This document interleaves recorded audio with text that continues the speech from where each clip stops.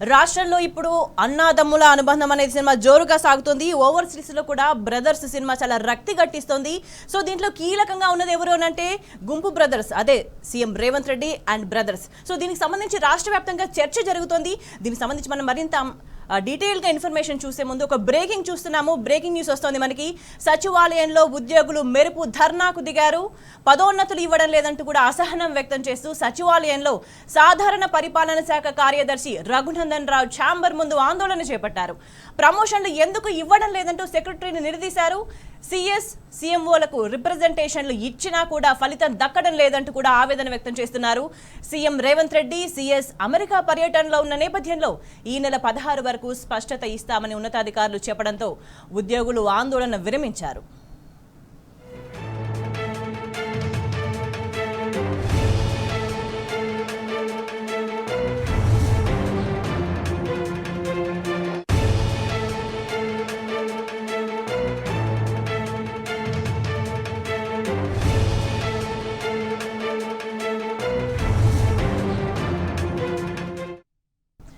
సచివాలయంలో ఉద్యోగుల ఆందోళనకు సంబంధించి మరింత సమాచారాన్ని మా ప్రతినిధి సూరజ్ అందిస్తారు. సూరజ్, ఉద్యోగులు ఎందుకు ధర్నా చేశారు?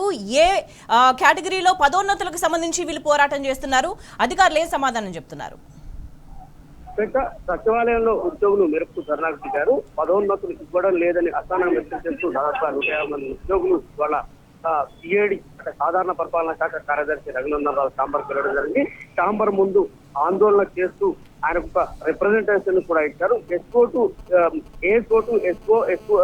టు ఏఎస్ పదోన్నతులు ఎందుకు ఇవ్వడం లేదని చెప్పేసి ఉద్యోగులు ఇవాళ రఘునందన్ రావును ప్రశ్నించినట్టుగా సమాచారం అవుతోంది. మిగిలిన పోస్టులన్నిటికీ పదోన్నతులు ఇచ్చి కేవలం ఈ 2 కేటగిరీల ఉద్యోగుల పదోన్నతులు నిలిపివేయడంలో ఆంతర్యం ఏమిటని చెప్పేసి కూడా వాళ్ళు అధికారులను అడిగినట్టుగా తెలుస్తోంది. మొత్తం మీద అంటే ఏఎస్ టు ఏఎస్ కాక మిగిలిన అంటే ఏఎస్ టు డిఎస్ కావచ్చు, డిఎస్ టు అడిషనల్ కావచ్చు, ఇలా ప్రతి స్థాయిలో కూడా పదోన్నతులు ఇప్పటికే ఇచ్చారని చెప్పేసి వాళ్ళు ఆవేదన వ్యక్తం చేసిన పరిస్థితి కనిపిస్తుంది. అందుకే ఇవాళ సంఘాలు కులాలకు అతీతంగా దాదాపుగా అన్ని రంగాలకు చెందిన ఉద్యోగులంతా, అన్ని శాఖలకు చెందిన ఉద్యోగులంతా కూడా ఇవాళ ఉన్నతాధికారులను సచివాలయంలో కలిసి తమ ఆవేదనలు వెళ్ళబోతున్న పరిస్థితి కనిపిస్తుంది. గతంలో సిఎస్ కావచ్చు, సీఎం ముఖ్య కార్యదర్శి కావచ్చు, ఎన్నిసార్లు రిప్రజెంటేషన్ ఇచ్చినా ఫలితం లేదని చెప్పేసి కూడా వాళ్ళు ఆందోళన చేస్తున్నారు. పదోన్నతుల విషయంలో గతంలో ముఖ్యమంత్రి కూడా కలిసి ఉద్యోగులు వినతి పత్రాన్ని సమర్పించారు.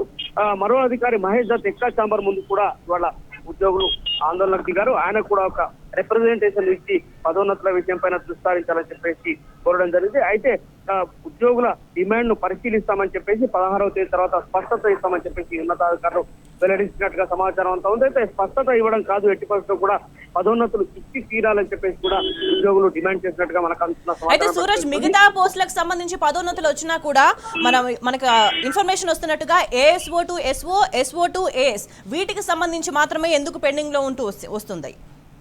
అంటే స్వేచ్ఛ సాధారణ బదిలీలు చేస్తారు అని చెప్పేసి గత కొద్ది రోజులుగా సచివాలయంలో ఒక సమాచారం ఊపందుకుంటుంది. ఇప్పటికీ చాలా సంవత్సరాలుగా వివిధ శాఖల్లో ఉద్యోగులు బదిలీలు లేకుండా పేరుకుపోయారు. పదోన్నతుల ప్రక్రియ పూర్తి చేసిన తర్వాతనే జనరల్ గా సాధారణ బదిలీలు, ఉద్యోగుల బదిలీలు చేస్తారు. అన్ని విభాగాలు, అన్ని శాఖలు, రాష్ట్ర వ్యాప్తంగా ప్రభుత్వ ఉద్యోగులందరికీ కూడా పదోన్నతులు బదిలీలు చేసే తమకే పదోన్నతులు లేకుండా ఇట్లా అన్యాయానికి గురవుతామని చెప్పేసి వాళ్ళ ఆందోళన వ్యక్తం చేస్తున్న పరిస్థితి కనిపిస్తుంది. అయితే కొన్ని సాంకేతిక కారణాల వల్ల ఇంకా ఈ పదోన్నతులు అంటే 50కి పైగా ఖాళీలు ఉన్నా కానీ ఈ పదోన్నతులు ఇవ్వడంలో అధికారులు తాత్సారం వహిస్తున్నారని చెప్పేసి ఒక ఆరోపణను ఉద్యోగులంతా కూడా చేస్తున్న పరిస్థితి కనిపిస్తుంది.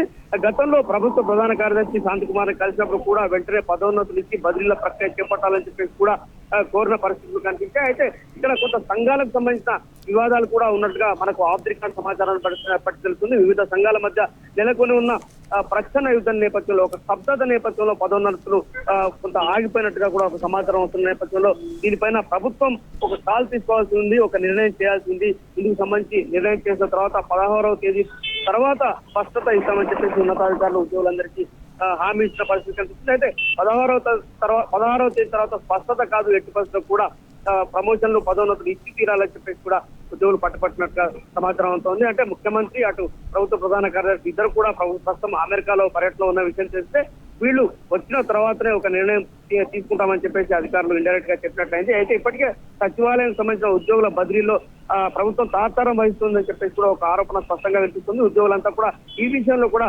గతంలో పలుమార్లు ఉన్నతాధికారులను ప్రభుత్వ ప్రధాన కార్యదర్శిని కూడా రిప్రజెంట్ చేయడం జరిగింది. అలాగే సీఎంఓ అధికారుల దృష్టికి కూడా ఈ విషయాన్ని తీసుకెళ్లడం జరిగింది. అయినా కూడా ఫలితం లేకపోవడంతో ఇవాళ మరొకసారి ఉన్నతాధికారులను సచివాలయంలో ఉద్యోగులంతా కలవడం జరిగింది. తమ డిమాండ్లను వాళ్ళకు విన్నవించడం జరిగింది. రైట్ సూరజ్.